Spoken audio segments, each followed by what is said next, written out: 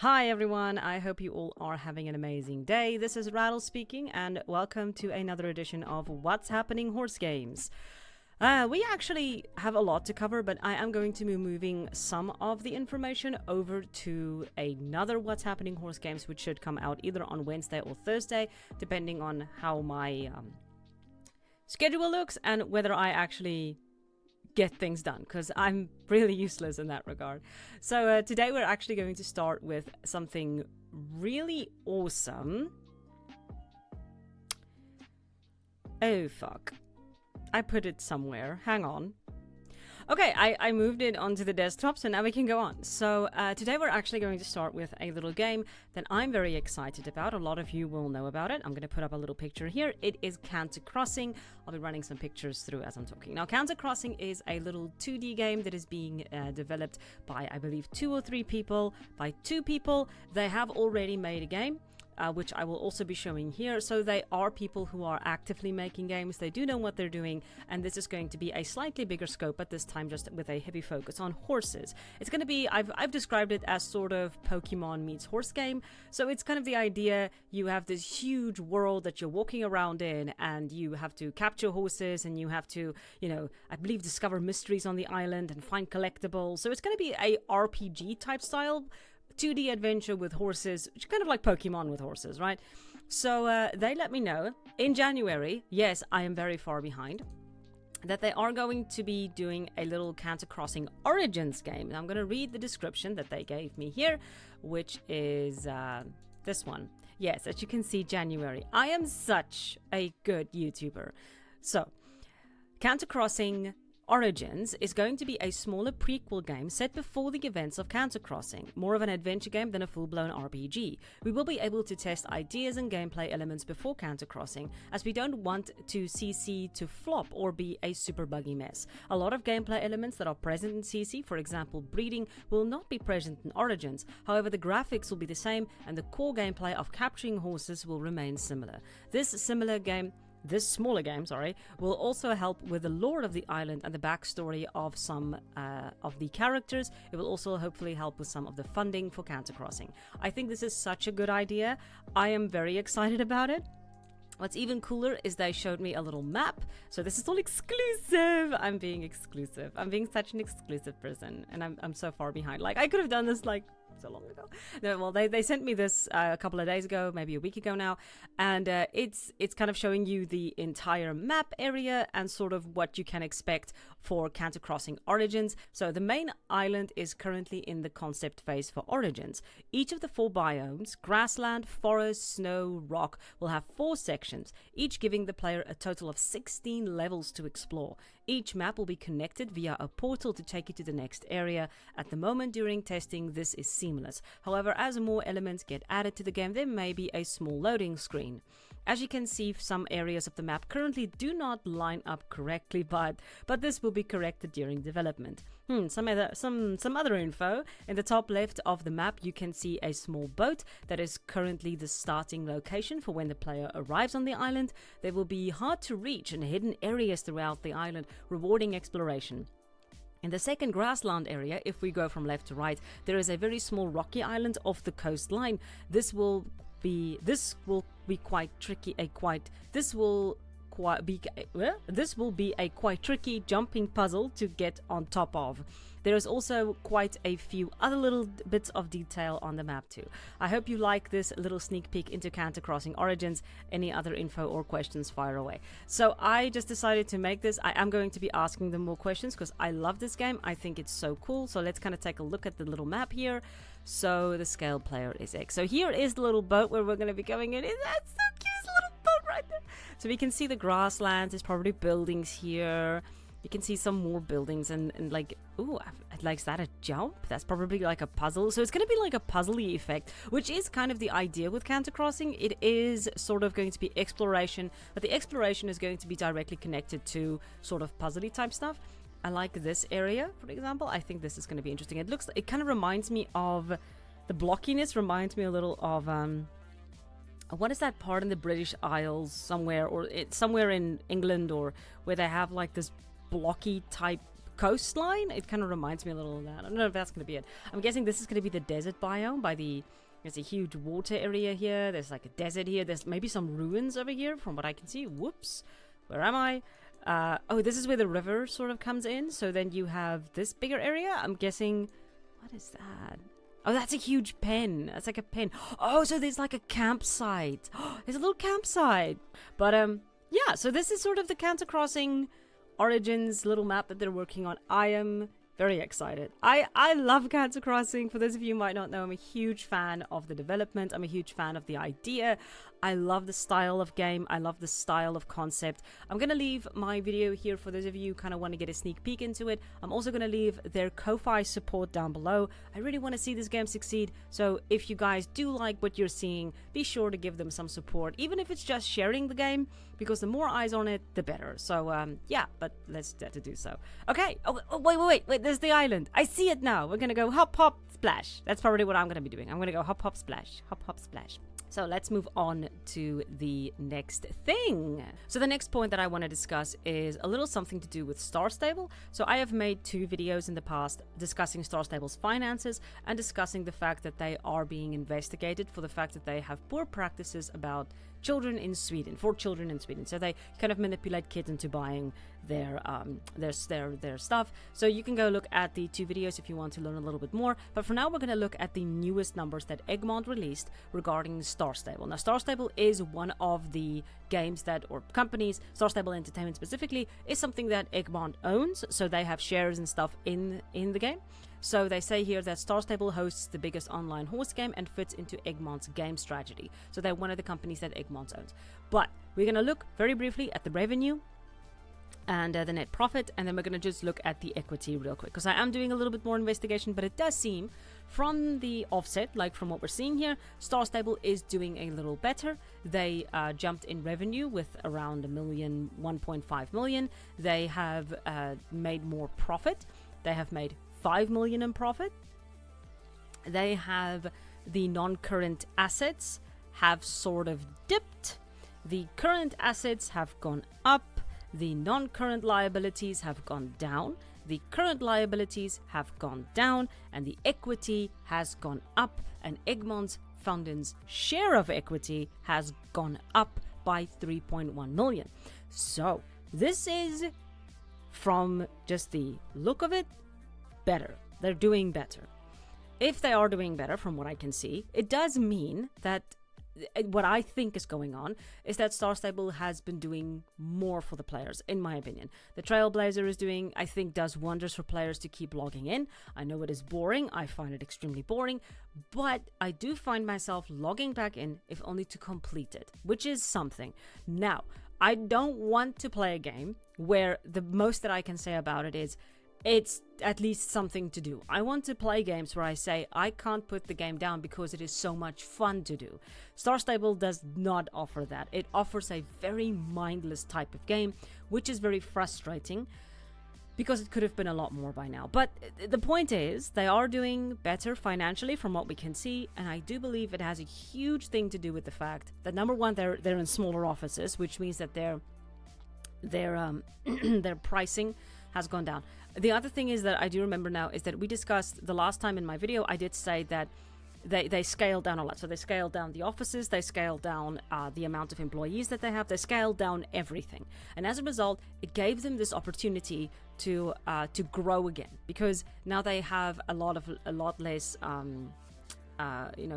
things to pay. Oh god, I can't get in the word now. Like uitgawes. Like, I hate the fact that I think in Afrikaans whenever I talk about financial shit. But I'm just gonna put the word up here. But their uitgawes is a lot less because they don't have this huge thing that they have to they don't have a lot of overheads anymore. So that's I think partly the reason also why they're doing better. But let's hope that they can keep up the trajectory upwards. I don't want to see Star Stable die. I want to see them do better, and this is great to see that they are doing better. Let's hope that they can keep it up. Okay, so next thing that we are going to be chatting about is the fact that Star Stable is releasing Mules, and I have some opinions on it. I hope that this is I hope that this thing with the mule is just a joke. So in the sense that the floppy ears is sort of their special move, because the ears are very annoying.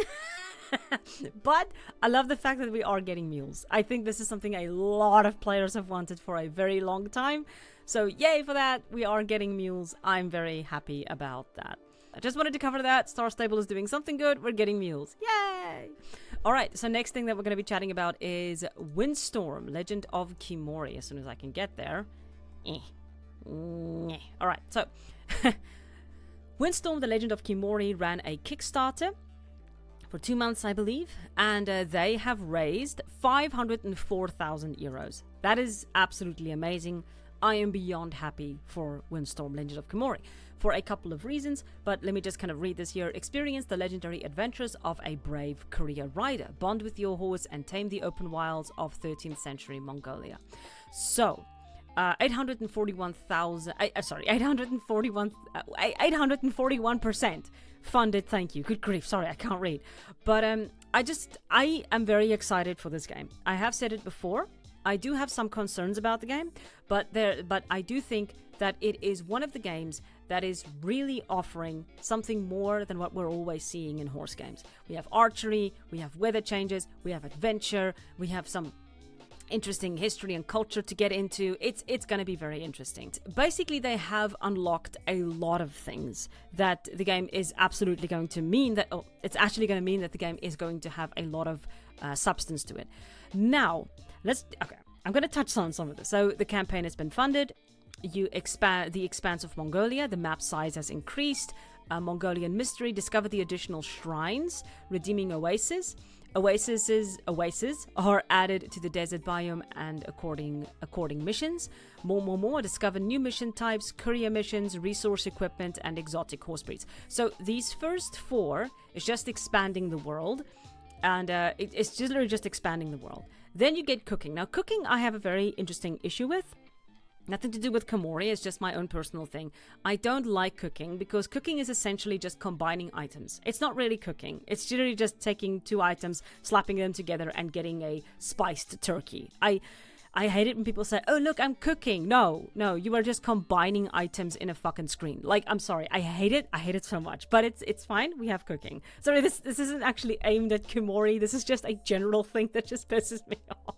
I want to hear, does anyone else agree with me here? That cooking and crafting isn't cooking and crafting in games. It is combining. It is not Minecraft. It is mine combine. Anyway. So, the stories of Mongolia. So now we have a storyteller that will tell us stories about the world of Mongolia. Then we have horse character and customization, so we'll be able to customize our character now, which is very cool. We have peaceful mode, which means that we won't have survival elements, so which is great. We will be having survival elements then, and it's just going to be a nice peaceful ride, which I think a lot of players will enjoy because I think many of them want the cozy game effect, so which is great. Then we have, actually I think I suggested that. Oh my god, I suggested that I think in my video. I forgot. I did. I'm a smart lady. Anyway, so I'm kidding. So hot springs. We're going to have some hot springs that we can go into. Then we have Mongolian horse racing, which is like we can race horses now, which is really cool. The Naadam is going to be part of it. I don't know when the Naadam really came into history, but we're going to see some horse racing. Then we have On the Hunt, which is advanced hunting is now available. And then we have the Falconers, which I'm very excited about. So what I feel is up until around the character customization, all of this is and then you can include the hot springs in that, is very visual.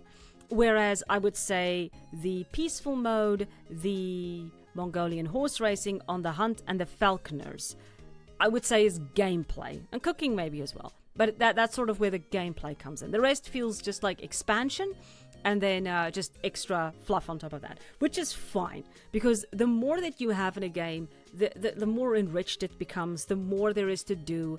I just hope it's not just busy work. I do hope that they try to make the game interesting, and they add, a lot of stuff, not just horses. I'm curious to see if they are going to be adding warmbloods to the game, because there is I just don't want to see warmbloods in this game. I want to see the Mongolian horse breeds. I want to see the ancient career types. I want to see the round seas. I want to see the hack type horses. I want to see the draft horses. I want to see types, and I want to see breeds, because that's what we had back in the old years. I love the history of horse breeding in particular, and that's something that I hope. But anyway, I'm very excited for Legend of Kimori, and I'm very happy that they got all of their funding.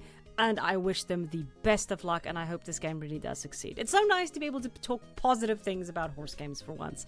Okay, so moving on to Rival Stars. Rival Stars has released the VR edition, which is very cool. It looks awesome, I'm not gonna lie. Like, I wish I had VR. I want to play this and I can't play it, but it's fine. So one day I will have VR and I will be able to enjoy this. But it's really cool, and they have voice acting. Wait, they have voice acting?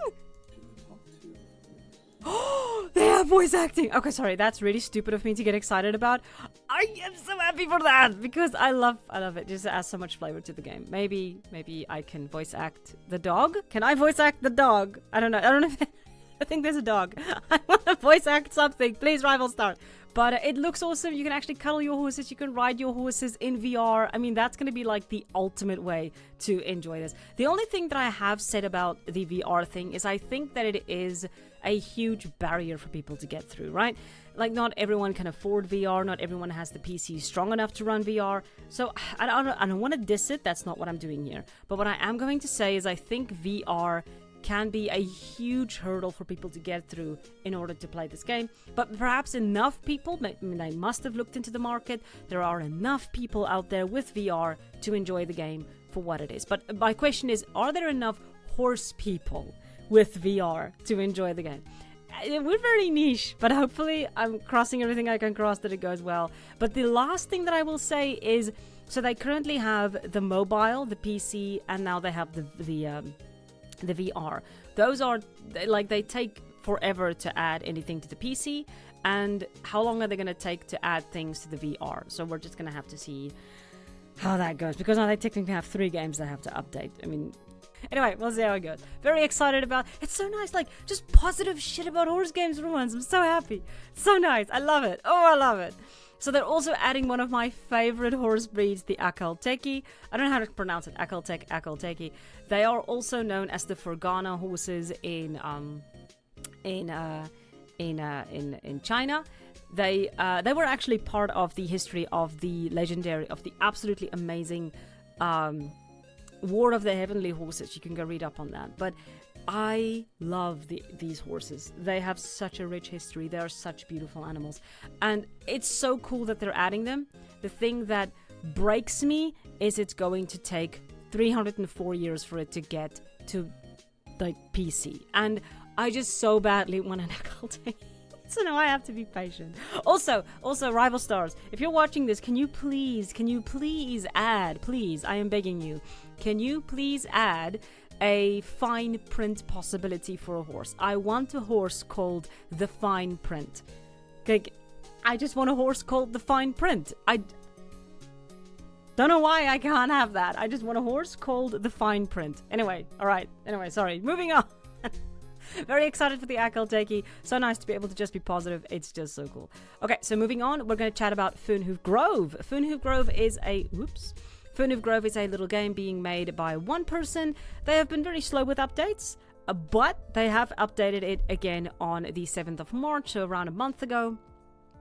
And they've added some new idle animations for the horses. I love the style of Hoof Grove. It kind of reminds me of what's that little game's name? Rise of Rivershine. It kind of reminds me a little of that, but it has its own style and feeling, which I love. So you can kind of see here, it... I love the face. The face looks a little interesting, but it looks beautiful. I am very excited for this little game. Keeping my eye on this, I'm gonna leave a link to all these games if you want to see more about it. Let me just kind of show you guys a little bit more for it. I'm just gonna give you an idea of the amount of work that this person is putting in. It's like just look at that. Like, the amount of effort that this person is putting into this game. It's so well done. It is so good. Like, it's just so excited for this little game. Can't wait to see it one day. I really do have to talk to them again at some point. Like, I have so much I want to do. More positive horse game videos. I am so down for that for 2025. For the rest of 2025. We're already in April. I am so late with everything. But it looks beautiful. Alright, so the next one that I'm just going to touch on this one is Horse Racing Manager. I am working on a little video about this, so I'm just going to say that you can download you can download the demo right now, so if you want to do that, please go and do that. It's a little pixel horse racing game. I do have some thoughts on it, on the demo, so I'll be letting you guys know about that soon. But yeah, I just want to let you guys know you can go download the demo if you want to give this little game a try. And that is it for today. I'm going to stop there. The rest of the horse games will be discussed on Wednesday. I have a lot of things to catch up on. But I hope you guys enjoyed this short little video for what's happening in horse games. Another one will be out on Wednesday. And yeah, enjoy your horse games and let me know which one are you looking forward to the most. Bye guys!